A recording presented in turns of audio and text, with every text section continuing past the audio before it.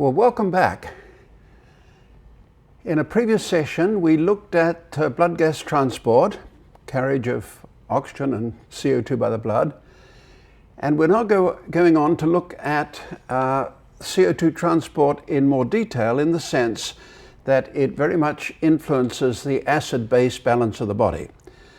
So this session is going to be devoted to acid-base balance, and then at the end of it, I'm just going to add a little bit about oxygen transfer to the tissues. Now, why is CO2 so important in acid-base balance? Well, it turns out that the body puts out about 240 mils per minute of CO2 all day long, and this is equivalent to something like 10,000 milliequivalents per day. Whereas the kidney, which is the other organ particularly concerned with acid-base balance, only puts out about 100 milliequivalents of fixed acid. So you can see that the lung has an enormous role in acid-base balance, and furthermore, by altering ventilation, we can rapidly control the acid-base status, and that's why we're going to consider that in this series on respiratory physiology. I should say, though, that the renal people, the renal physiologists, also are very concerned with acid-base balance, and so they would also have a contribution to make. Well, now let's start by looking at a couple of definitions here. An acid is a molecule that releases hydrogen ions in solution. A base is a molecule that can accept a hydrogen ion. And a buffer is a substance that can reversibly bind hydrogen ions. So let's look at the buffering systems of the blood. The definition, as you see here, is that a hydrogen ion is taken up by a buffer, and that's given, the result is over here. And the most important buffer system in the blood is the bicarbonate system, where the hydrogen ion is combined with a bicarbonate ion to give carbonic acid. Proteins also, though, have important buffering functions, particularly hemoglobin, which is a predominant protein in the blood, and they can take part in the reaction as shown here, the hydrogen ion plus the protein, to give a combination here. And the proteins work principally through the C-terminal carboxyl ends and the N-terminal amine groups. Those are the groups that are particularly important in the protein system. There's also a phosphate system shown at the bottom here, but that is less important than the other two systems. And we're going to be concentrating on the bicarbonate system here.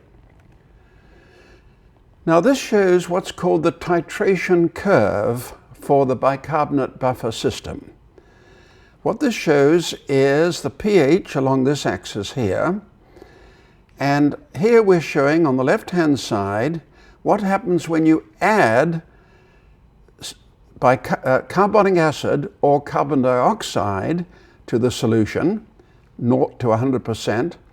And what happens on this side, what this side shows, is the amount of buffer in the form of bicarbonate, the amount of bicarbonate ion that you're adding to the system.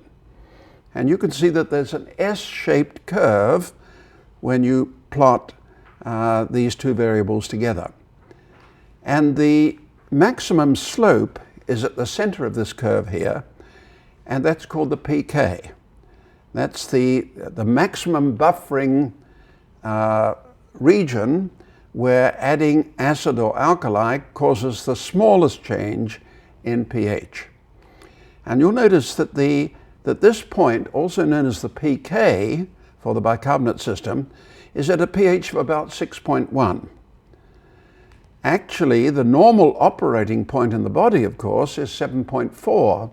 And you could argue that the system would do better if the pK were closer to 7.4, but the buffering system does pretty well as it is, and not for us to try and change it. Okay, let's look at the bicarbonate reactions in a little bit more detail here. So when carbon dioxide is combined with water, it forms carbonic acid. And it does this under the influence of the enzyme carbonic anhydrase. You remember we talked about that when we looked at blood gas transport and made the point that the red cells contain carbonic anhydrase, substantial amount, so this reaction is very fast within the red cell, but it's very slow in the plasma in the absence of the red cell because plasma does not contain carbonic anhydrase. And then the carbonic acid, of course, dissociates into a hydrogen ion and a bicarbonate ion. And we can use the law of mass action to write down an equilibrium constant, which is shown here. It's the product of these two on the right-hand side of the equation divided by this on the left-hand side. So it's the concentration of hydrogen ions times the concentration of bicarbonate ions over the concentration of carbonic acid. And for the carbonic acid, we can write the solubility of carbon dioxide times the PCO2. So that allows us to get PCO2 into the equation. Now, what do you think the solubility of CO2 is? Well, you remember when we talked about the carriage of oxygen and CO2 by the blood, we pointed out that oxygen has a solubility of 0.003 mils per deciliter per millimeter of mercury, and we said that CO2 had a solubility of 0.067 mils of CO2 per deciliter per millimeter of mercury. So you may say, what's this 0.03 doing here for solubility? Well, the answer is that we're using different units. Here we're talking in terms of millimoles per liter per millimeter of mercury. Previously we were talking in terms of mils of CO2 per deciliter of blood, and that explains the difference in the constants. So the constant we're going to be using here for the solubility is 0.03. Now we can rearrange this equation and take logarithms, and I'm not going to do that in detail, but if you do that, you end up with the equation here that the pH is equal to the pK, which we saw was 6.1 for the bicarbonate system, plus the log of the ratio of bicarbonate to carbonic acid, or in this case 0.03 times PCO2. And that's known as the Henderson-Hasselbalch equation. It's a very important equation, and we're going to be using it extensively. And incidentally, we can see immediately that if the ratio of bicarbonate to PCO2 remains constant, then the pH is going to remain constant, okay? On the other hand, if we raise the bicarbonate concentration, keeping the PCO2 constant, then the pH will rise, and by contrast, if we keep the bicarbonate concentration constant and we increase the PCO2, then the pH has to fall. And we're going to look at those processes in detail. Now, it's interesting to derive the normal pH of 7.4 from the Henderson-Hasselbalch equation, and that's just shown here. Here's the Henderson-Hasselbalch equation, pH equals pK plus the log of HCO3 bicarbonate over 0.03 times PCO2. And pK, as we saw, was 6.1. The normal bicarbonate concentration in plasma is 24 millimoles. The normal PCO2, as we know, is 40. So 0.03 times 40 gives us 1.2. So we've got 24 over 1.2, and the ratio then is 20. The log of 2 is 0.3. The log of 20 is 1.3. So now we've got the pH equals 6.1 plus 1.3 equals 7.4. Isn't that nice? That's the way the normal pH comes out of the Henderson-Hasselbalch equation when we put in the appropriate levels for bicarbonate and PCO2. Now we're going to be looking at the interrelationships between PCO2, pH, and bicarbonate. So we've got three variables. And there are various diagrams for looking at the interactions between these variables. There must be a dozen or so out there. But the one that we find most convenient is called the Davenport diagram, and that's the one we're going to use. And here's the backbone of the Davenport diagram shown here. As you can see, on the vertical axis, we've got plasma bicarbonate. On the horizontal axis, we've got pH, and we've got these lines of constant PCO2 ranging across the diagram. Sometimes those are called isopleths. Isopleths meaning a constant value for the variable, in this case PCO2. And let's start by trying to understand how we would derive one of the isopleths for PCO2, and that's shown here. Here's the same diagram, plasma bicarbonate on this axis, pH on this axis, and here's the Henderson-Hasselbalch equation up here for a PCO2 of 40. Okay, so PCO2 of 40 times 0.03, the solubility gives us 1.2.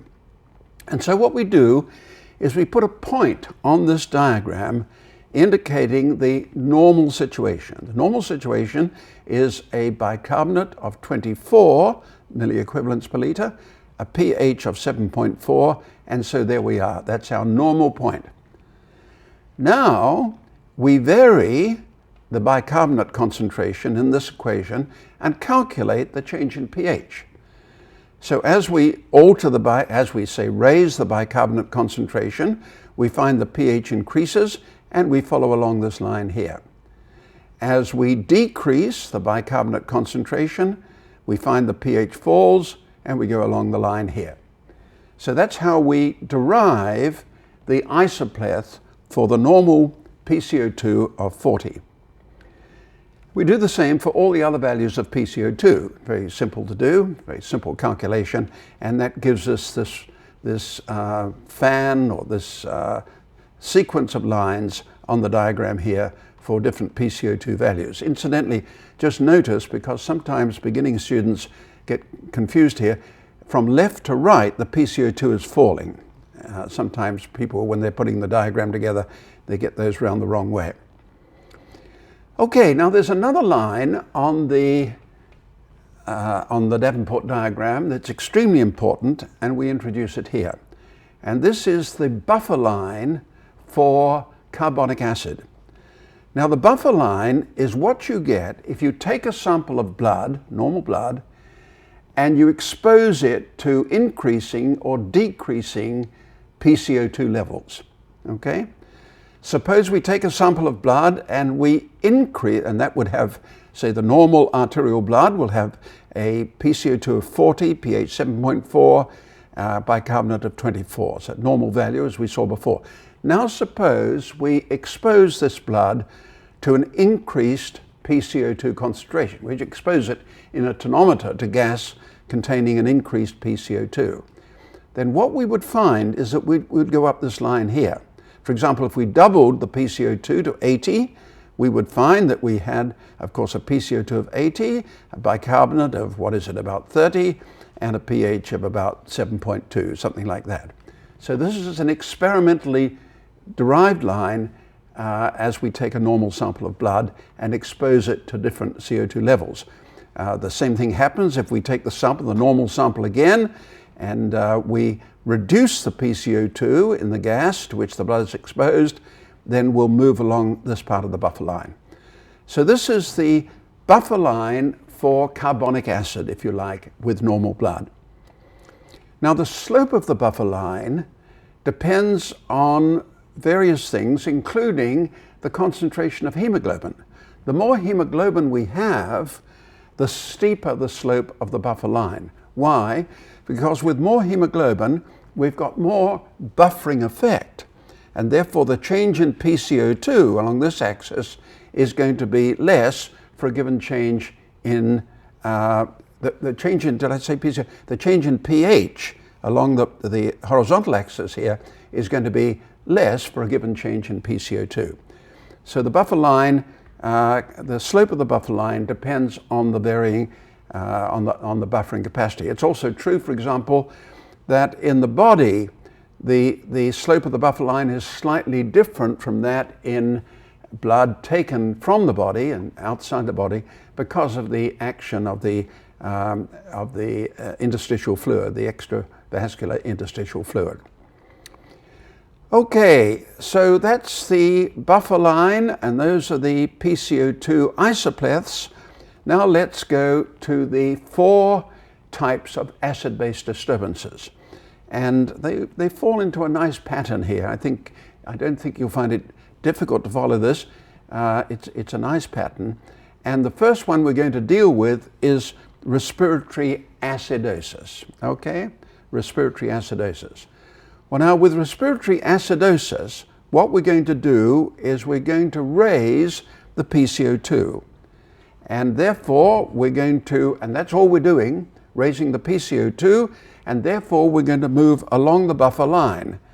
And what we see is that the PCO2 is increased, and going along the buffer line, of course, the plasma bicarbonate increases and the pH decreases.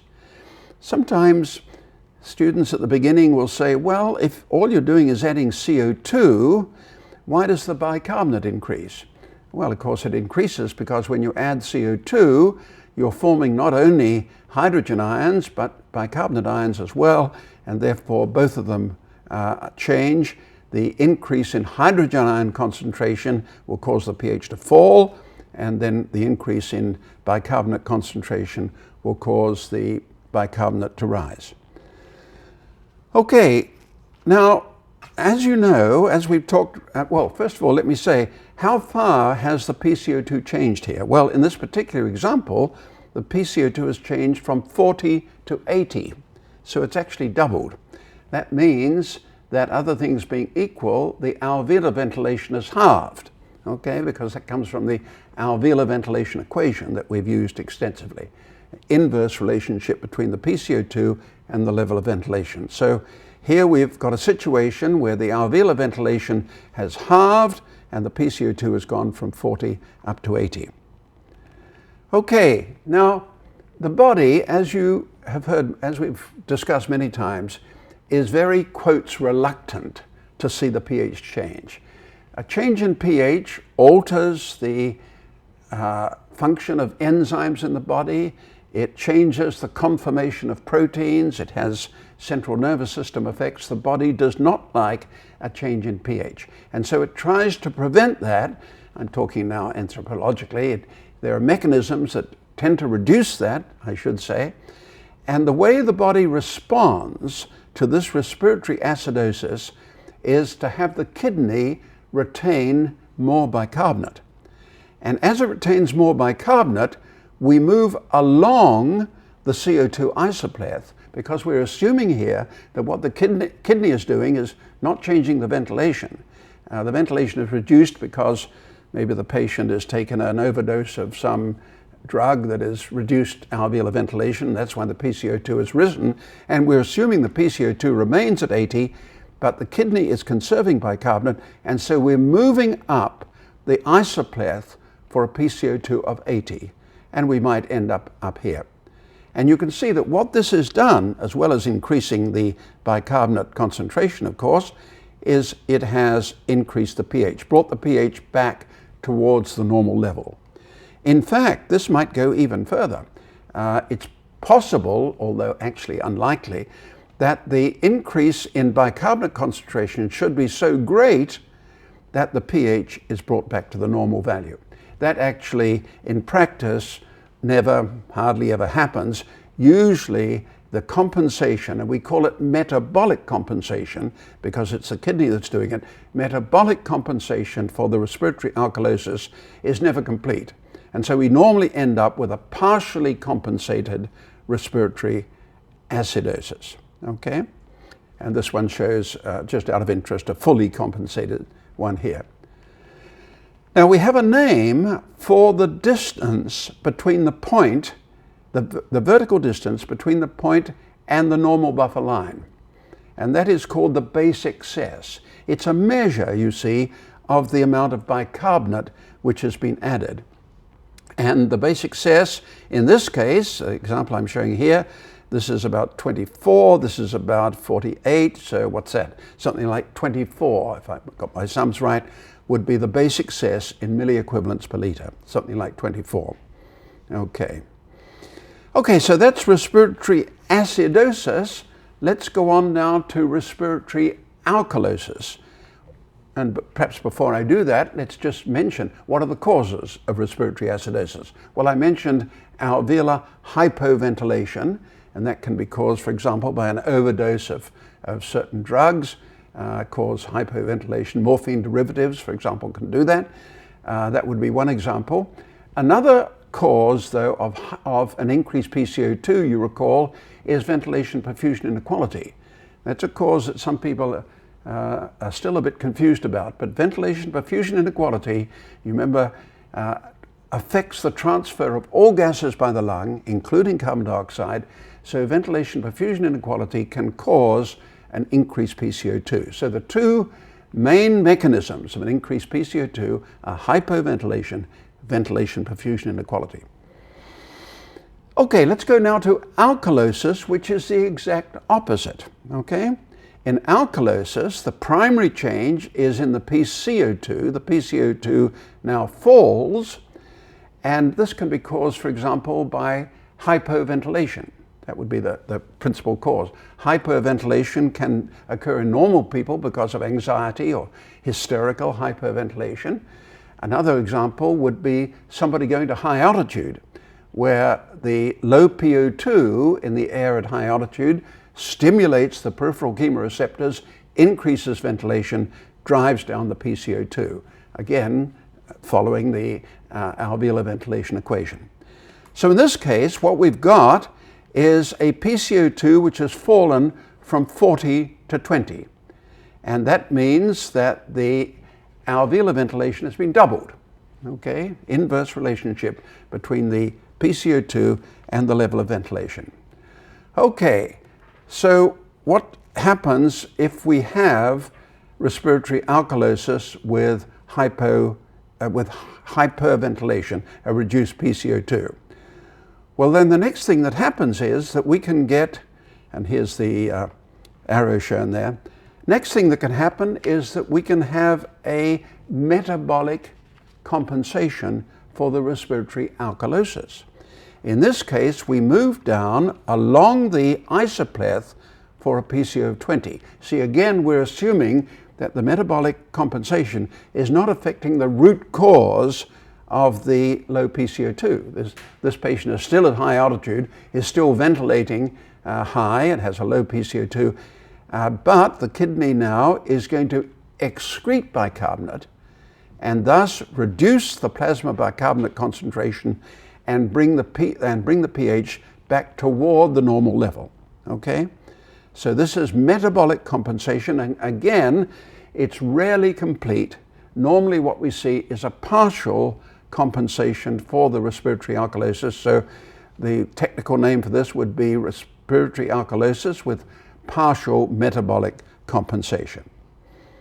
Okay, let's now go to the next cause, which is metabolic acidosis. Now, metabolic acidosis and alkalosis are caused by changes, primary changes in the level of bicarbonate. Up to now, we've been looking at the primary changes in the PCO2 level.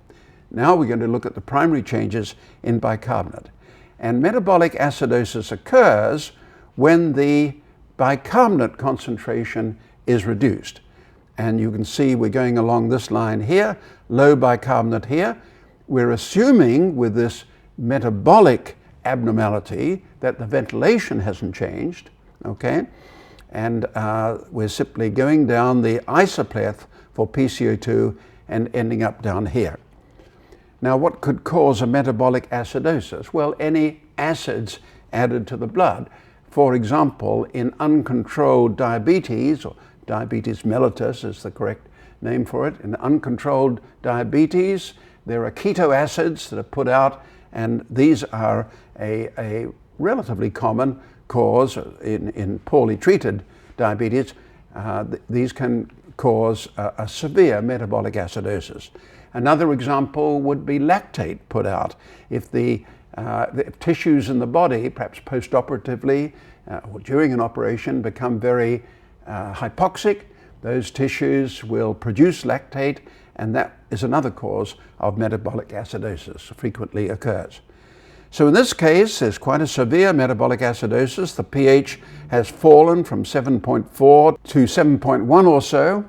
And of course, we've got a very acid situation. Now, again, the body doesn't like that. It would like to return the pH towards the normal level. How can we do this? Well, we can do this in part, at least, by respiratory compensation. And what the respiratory compensation does is it moves us along the buffer line, because what we're doing here is we're going to increase the ventilation and blow off CO2, and that, in a sense, is exposing blood to a lower CO2 on the buffer line. It's a new buffer line, okay, this one down here, and we're going to move along the new buffer line, which is parallel to the original buffer line here, because the buffering power of the blood, the buffering characteristics of the blood haven't changed, and we're going to move along the buffer line here, say to a PCO2 of 20, okay? So now we have a partially compensated metabolic acidosis. You notice that the pH has been brought back from about 7.1 to 7.2. It's still quite acidotic, but not quite so much as it was. And what we have is a respiratory response, respiratory compensation for the metabolic acidosis. So we're going to end up down here. So this is a common situation. What causes the increase in ventilation? Of course, we need an increase in ventilation to reduce the PCO2 from 40 to 20. Well, what causes it is the increased hydrogen ion concentration of the blood stimulating the peripheral chemoreceptors. So a patient with metabolic acidosis, say from uncontrolled diabetes, that patient will be seen to be hyperventilating because the patient has a low pH in the arterial blood, high hydrogen ion concentration, stimulating the peripheral chemoreceptors, and that increases the ventilation. Okay, let's now turn to the last of the four abnormalities, and that is metabolic alkalosis. Now, it's exactly the opposite of what we talked about before. Since, here's the normal value here, and since we're not changing ventilation, we're going to be moving along the CO2 isopleth, but in this case, with a metabolic alkalosis, the bicarbonate concentration has been increased, okay? And therefore we move up this line, and the point is up here. What could cause a metabolic alkalosis? Well, a loss of gastric acids, for example, could cause it.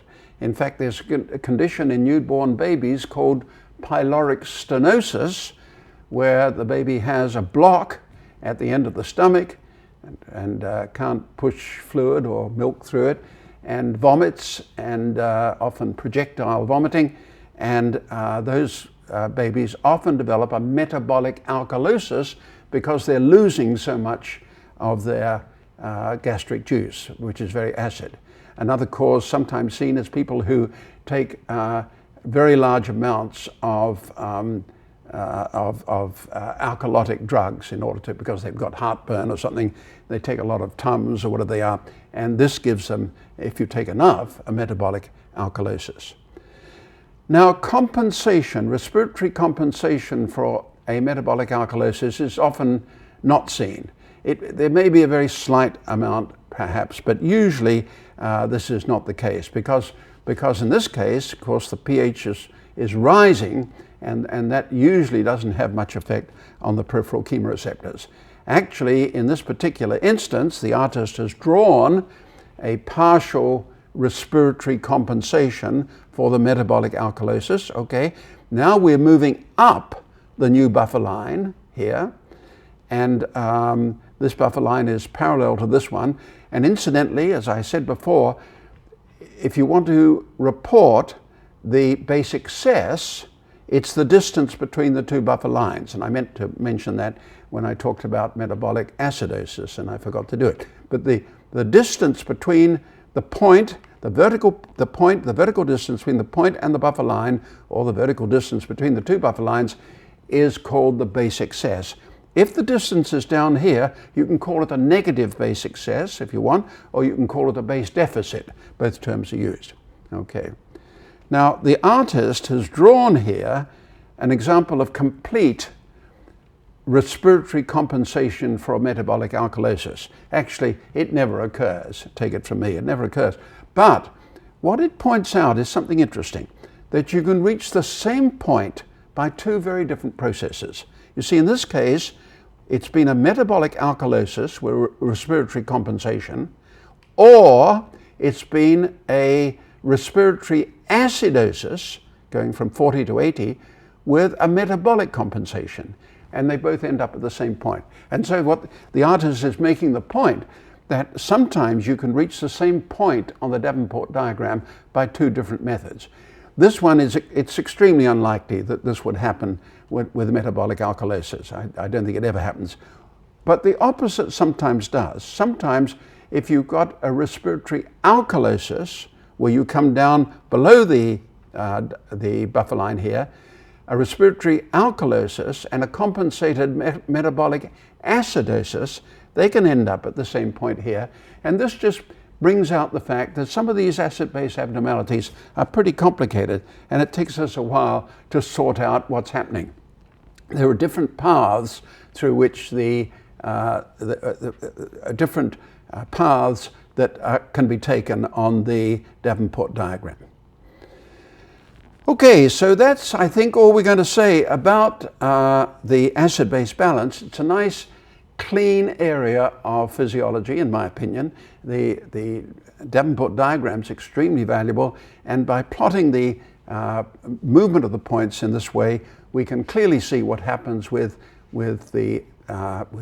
respiratory acidosis or alkalosis, metabolic acidosis or alkalosis, both with their compensating movements.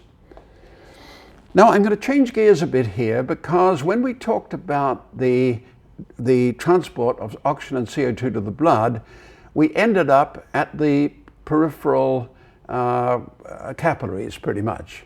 And we did not deal with oxygen delivery to the tissues. We didn't have time, that's why. And this is a convenient time to do it now.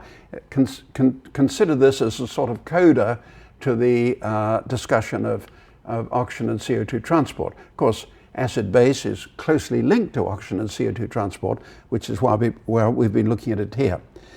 And here's a nice diagram, which very pretty, and shows us how we can compare the movement of oxygen from the lungs into the pulmonary capillaries and from the systemic capillaries to the mitochondria. The point is that the initial movement to the blood-gas barrier is by ventilation. Okay? Now, one little caveat here, though, is that the final movement in the acini is actually by diffusion in the gas phase. But let's call the whole of that ventilation. Okay? The movement of inspired oxygen to the blood-gas barrier. And then oxygen is going to move across the blood-gas barrier by diffusion. Remember, we devoted a whole session to that because it's an important concept. And once the oxygen is in the pulmonary capillary blood, of course, it's moved around by a convective process called perfusion. Well, I should say ventilation is convective too. This is diffusion, and this is another convective process, perfusion, within the blood vessels. And so the oxygen finds its way then to the systemic capillaries, say, of the leg. And once it gets to the systemic capillaries, again, the same processes occur. It's got to diffuse across the wall of the capillary and through the tissue to the mitochondria, where the oxygen is eventually utilized. Okay? So it's a nice, if you like, a nice pattern here, a nicely balanced pattern of ventilation, diffusion, perfusion, and diffusion again within the tissue. Now, there are important differences between diffusion from the alveolar gas into the pulmonary capillary blood on the one hand, and diffusion from the systemic capillary blood through the tissues to the mitochondria on the other hand. And the main difference is the distances. The distance here from the alveolar gas to the interior of the red cell is what, 3 or 4 microns. The red cell diameter is about 7 microns. Of course, the diffusion across the blood gas barrier itself is only about 0.3 of a micron. It's very, very short. But the blood still has to go through the lumen of the capillary, through the plasma or through the red cell to the center here. And so we're talking about 3 or 4 microns of distance. Not so in the tissues. In the tissues, for example, muscle, the capillaries are of the order of 50 microns apart. So you've got a much bigger diffusion path for the gases to traverse. And that's a big difference between the two diffusion processes. Now, if we look at the Fick equation again, and we've seen this now 2 or 3 times, you remember we pointed out that, well, first, just to recap, the volume of gas going through a tissue slice here, proportional to the area of the slice, inversely proportional to its thickness, proportional to a diffusion constant called the diffusivity, and the partial pressure difference between the two. Now, this diffusion constant, you remember, is given by the solubility of the gas in the tissue divided by the molecular weight. Now, remember we calculated that for CO2 and oxygen and found that the value of D, the diffusivity, was about 20 times greater for CO2 than for oxygen. Why? Because the solubility of CO2 is about 24 times, 0.067 over 0.003, something like that. The molecular weights are slightly different. CO2 is 44, oxygen's 32, but by the time you take the square root, the difference is less. And so the net result of this equation is that diffusion occurs about 20 times faster for CO2 than it does for oxygen. So it's generally believed that in peripheral tissues, CO2 is not a problem. Oxygen is the one we're concerned about. CO2, because of its high diffusivity, is probably not a problem at all. Now let's look at an interesting problem, and that is the distribution of PO2 between capillaries in the periphery. And we'll take the leg or the arm or whatever. And initially you may find the diagram confusing, but this area here, which is a shaded area, is meant to represent the capillary, okay? And this shaded area is a capillary, and we're looking at the profile of the tissue PO2 between the two capillaries. That's what we're looking at here. Now, as oxygen diffuses away from the capillary towards the tissue, and of course it's going to be used in the mitochondria here, the PO2 falls. It falls because the oxygen is being consumed by the tissue. In fact, of course, if the PO2 was not falling, there'd be no diffusion of tissue out. The oxygen only diffuses along a partial pressure gradient. At any event, you can see that under normal conditions, say, the pattern is like this. We've got an area of lowest PO2 in the center of this tissue between the two capillaries here. But everything here is getting oxygenated as we would hope. But now let's look at the next example here, shown as B. In this case, the oxygen consumption of the tissue, or the oxygen available from the capillary, one or the other, means that the PO2 has fallen to 0 at some point between the two open capillaries. Okay, that would be probably midway between the two capillaries and probably at the downstream end of the capillaries where the PO2 values are least. Okay, and so now we've got what's called a critical situation. A critical situation where this tissue is only just getting oxygenated. And even worse happens if we go to C here. In C, there's a whole region where the PO2 has fallen to 0. And so this is a very serious problem. Maybe this occurs in the intensive care unit to some extent. And this tissue, of course, cannot undergo metabolism, oxygen-using metabolism. If it's going to survive, it's got to produce ATP by anaerobic glycolysis, and that it can do, and that will produce lactate as a result. So we've got a problem here, and again, this is likely to be in the center between two capillaries and presumably at the downstream end. So that's tissue hypoxia. Now, how far can the PO2 fall before the mitochondria get into difficulties? Well, it turns out, and this is very interesting, and it's been shown fairly recently now, that if you look at tissue, the main pressure drop in partial pressure, occurs at the capillary wall. And if you look at muscle tissue, for example, that's where most of the fall in the PO2 occurs. And that in the muscle itself, the PO2 is reasonably constant and also extremely low. It turns out that in exercising muscle at rest, the PO2 is of the order of 2, 3, 4 millimeters of mercury, extraordinarily low. So you may say, well, why is the arterial PO2 so high at 100, and why is the PO2 in the peripheral capillaries so high? It goes from 100 or so down to the mixed venous value of 40 or so. Why is it so high? Well, it's high because you need the pressure gradient to move the oxygen from the tissue to the mitochondria. It's not that there is a big fall along the muscle itself, the muscle tissue itself. Apparently the big fall is at the capillary wall. So how much oxygen does a mitochondrion need to respire? And that's an interesting question, and we don't know exactly, but here's some nice data. Here's the oxygen uptake of mitochondria here, plotted against the PO2. Now, of course, these measurements are made in an in vitro situation. These are actually, I believe these are liver mitochondria in a dish of some kind, and they're able to measure the oxygen consumption as the PO2 is reduced. But the carry home point is that you can reduce the PO2 in this example to about 2 millimeters of mercury before you see a fall in the mitochondrial consumption, oxygen consumption. So this means that the mitochondria don't need a great deal of oxygen in order to respire.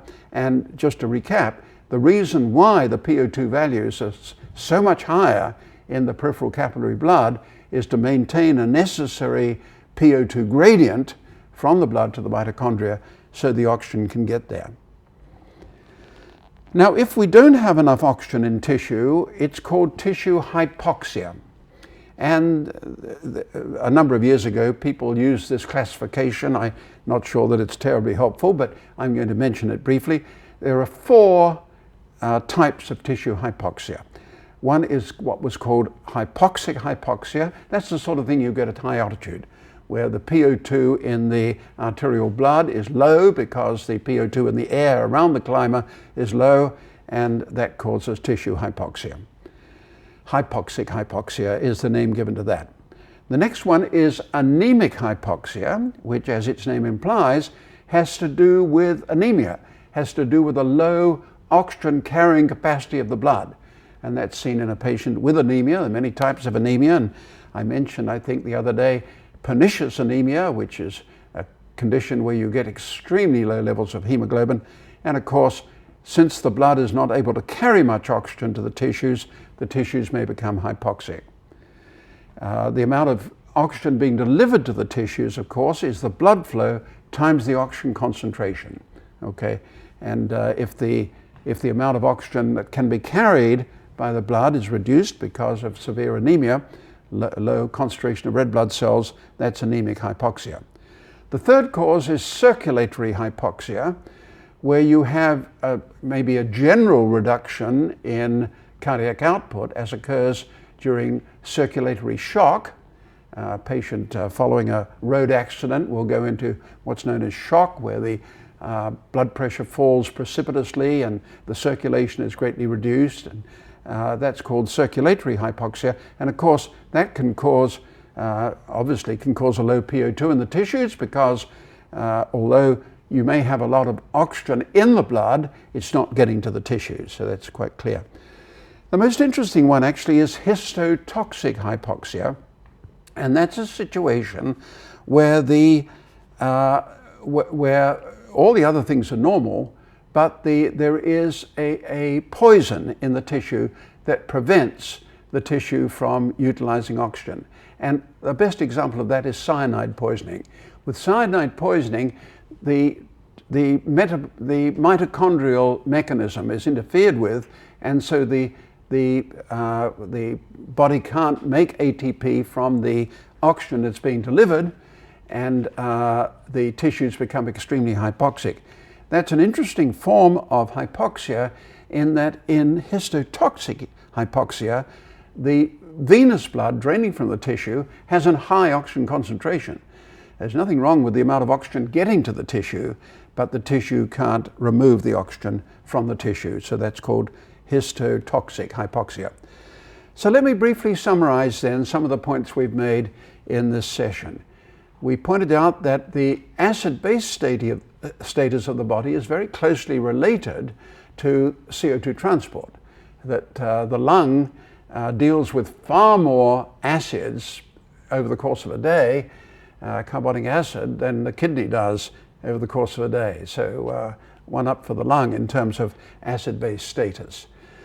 We talked about a few definitions, the definitions of acid, base, and buffer. We looked at the titration curve of the carbonic buffer system and pointed out how we determined that the pH, that the pK, the equilibrium constant, is 6.1 for that system. And we then derived the Henderson-Hasselbalch equation, which is critical to understanding acid-base status. We used the Davenport diagram. There are others as well, but the Davenport diagram I think is a particularly useful one. Talked about the CO2 isopleths and the blood buffer line. And then we went to the four principal acid-base disturbances, the primary acid-base disturbances. We had respiratory acidosis and alkalosis, and then we had metabolic acidosis and alkalosis, and we talked about the compensations. For the respiratory abnormalities, you get a metabolic compensation where the kidney either increases or decreases the level of bicarbonate in the blood. And for the metabolic abnormalities, we talked about respiratory compensation, where for metabolic acidosis, for example, there's an increase in ventilation, and the reverse for metabolic alkalosis, although that may often not occur. In fact, usually doesn't occur, but those compensations are available. And we also pointed out that on the Davenport diagram, sometimes you can end up at the same point on the diagram from two different paths. And sometimes, I should add, these acid-base disturbances can be very complicated. Sometimes they're confused. A patient with severe disease has so many abnormalities that it's sometimes quite difficult to work out exactly what has happened, but the principles are what I've indicated here. Finally, we talked about oxygen delivery of tissues. We pointed out that the Fick equation for diffusion is a bit of a problem in the tissues because of the distance that that oxygen and CO2 have to cover, more like 50 microns in the tissues compared with less than 5 in the lung. We did, however, point out that the problem is going to be for oxygen, not CO2, because the rate at which CO2 diffuses through tissue is some 50 times that of oxygen. We mentioned that the PO2 between the capillaries can fall to a critical level under some conditions, and under some conditions it falls to 0, and then presumably anaerobic glycolysis takes over. We also pointed out that the mitochondria actually work at a very low PO2 level, or can work at a very low PO2 level, and that you remember in the example I showed, you can reduce the PO2 to around about 2 millimeters of mercury before the mitochondria stop utilizing oxygen. And we ended up with a brief classification of the types of tissue hypoxia. So that's all I'm going to say about this interesting topic of acid-base status, a very important topic in the clinical setting, by the way, desperately important topic in the clinical setting, and hope to see you next time.